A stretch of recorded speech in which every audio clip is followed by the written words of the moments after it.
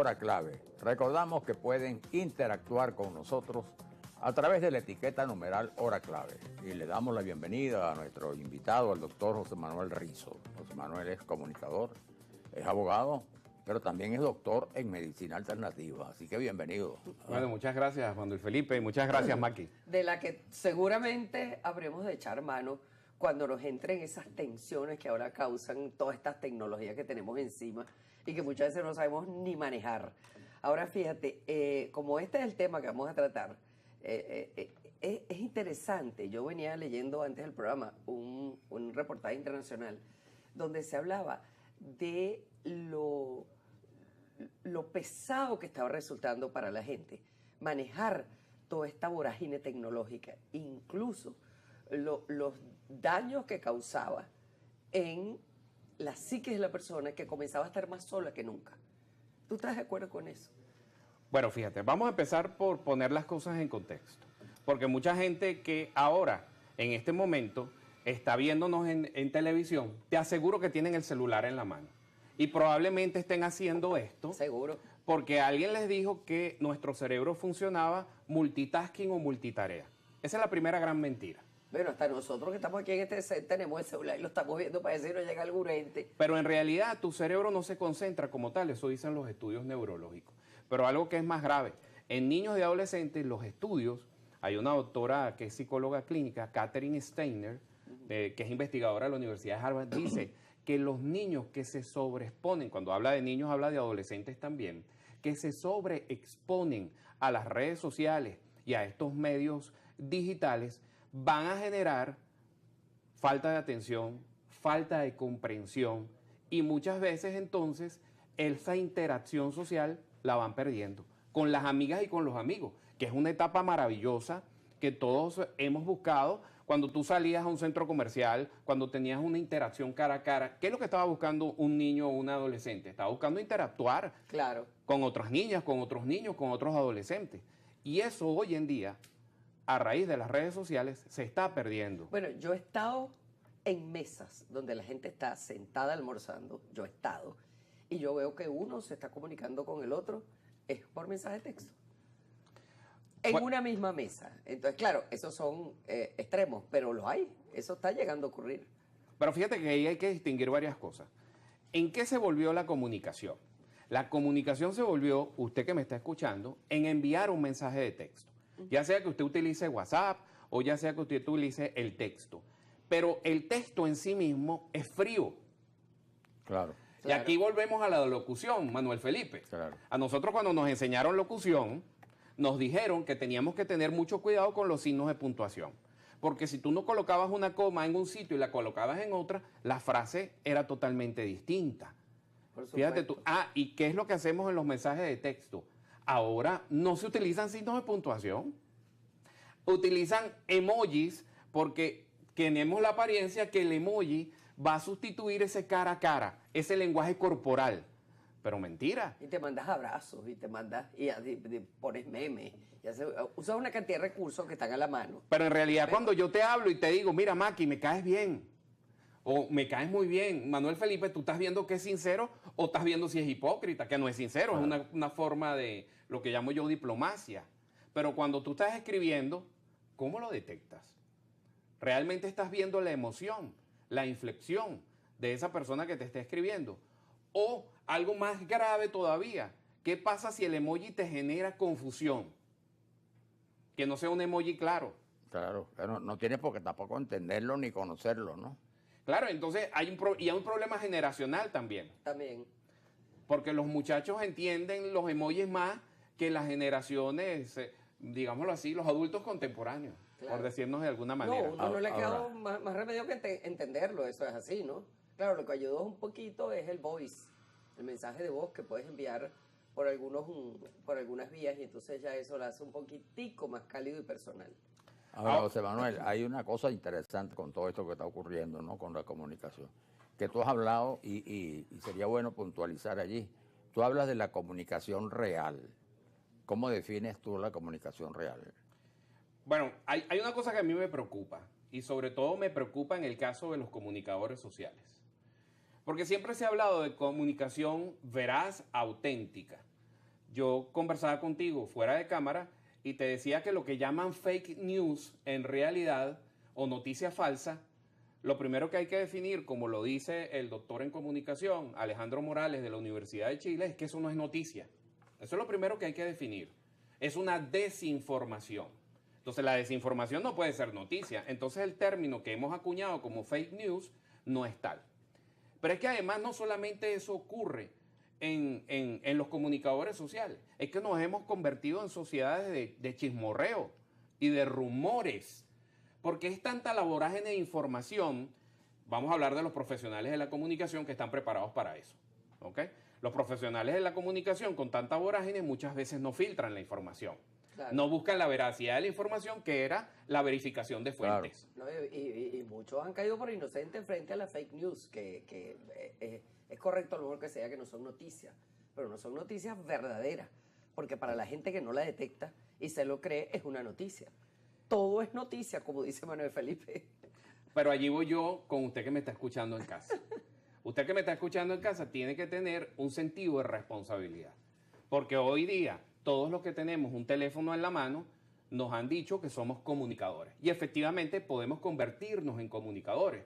Pero esa comunicación tiene que ser responsable. Usted no puede agarrar y en X y reenvía el mensaje. O está en WhatsApp y hace una cadena y reenvía un mensaje que le acaban de a usted enviar sin usted verificar si eso es cierto o no. Yo pongo un ejemplo muy claro, ¿vale? En la vida las cosas son claras, son simples, son llanas. Si usted en su casa tiene un familiar y viene alguien a decirle algo que no es correcto o que a usted le cae mal de ese familiar. O que a usted le suena sospechoso. O le suena sospechoso, usted tiene que ir a ese familiar y verificar que es verdad. Claro. Pero entonces hay lo que yo llamo el síndrome del cis. Oiga, a lo mejor usted tiene el síndrome del cis. ¿Cuál es? La simpleza, la inmediatez y la superficialidad. Una vez en mi Instagram, me recuerdo yo estaba hablando de temas de salud alternativa. Mi Instagram es dr.josemanuelrizo con doble Z, por si acaso. Y entonces la señora me decía, es que yo quiero que vaya al grano, no quiero que me hable por las ramas. Y era un desespero, una ansiedad, porque la información fuera ya, que entonces, ¿en qué nos quedamos? Nos quedamos en que yo quiero nada más cositas simples, cositas superficiales y no me hables de más cosas. Y ese es el gran riesgo. Bueno, pero es que vamos a estar claros, las redes se nutren desde la inmediatez, básicamente. Y las cosas que estás hablando se complican con la inteligencia artificial, porque ahora hacen cosas que aparecen, por ejemplo, José Manuel Rizo o Manuel Felipe o Macarena hablando, uno moviendo la boca con la misma voz, con todo, y resulta que no es verdad. Claro, y la gente te dice, yo tengo una señora, mamá, una amiga mía, que es muy mayor. Y entonces decía el otro día, mira, estamos viendo una cuestión. Y yo le decía, mire señora, es que eso no es verdad. Y la hija le decía, es que no es verdad. Pero ¿cómo me va a decir que no es verdad si lo estoy viendo? Ahí está. Entonces es una cosa realmente, es un mundo complejo. En realidad yo creo que las personas tienen que aprender a no crear una realidad artificial en las redes sociales. Y yo creo que ese es el primer aprendizaje que todos tenemos que tener. Si tú vas a mis redes sociales, yo soy auténtico. Si tú vas a mis redes sociales, tú vas a encontrar siempre lo que digo yo en un reel. Tienes un enlace que te va a llevar a mi canal de YouTube, José Manuel Rizo, donde ahí vas a ver las entrevistas que le he hecho a Maki, a Manuel Felipe y a otras personas más, donde hay contenido de valor y tú puedes aprender. Pero difícilmente alguien diga que yo puedo decir una barbaridad. ¿Por qué? Porque yo siempre me he comportado en todos los años con una verticalidad. Porque, queda mal que lo diga, pero tengo que recordar a mi papá que murió a los 95 años, italiano, pero era más venezolano que la arepa, como digo yo. Mi papá siempre decía, hijo, lo más importante es el nombre que usted tenga y cómo usted se comporte en la vida. Esos son los valores fundamentales. Entonces, lo que siento yo es que las redes sociales, si no reflexionamos, yo no estoy diciendo que no utilicemos las redes sociales, pero hay que reflexionar. Hay que usarla porque ese es el mecanismo de uso claro. necesario. Y además, tienen muchas cosas. Yo iba ahorita a hacer un balance. Podemos hacerlo contigo. ¿Cuáles son las ventajas y las desventajas? Claro. Tiene muchas ventajas también, obviamente. Vamos a empezar por la primera ventaja que me toca. hay estudios científicos ya hechos, claros, en España, que es el que está a la vanguardia en materia de salud, que dice que las redes sociales han producido una alfabetización de salud en los usuarios. Claro. ¿Por qué? Porque tienen una mayor información sobre ciertas y determinadas condiciones de salud. Entonces eso es positivísimo, Claro. ¿cierto?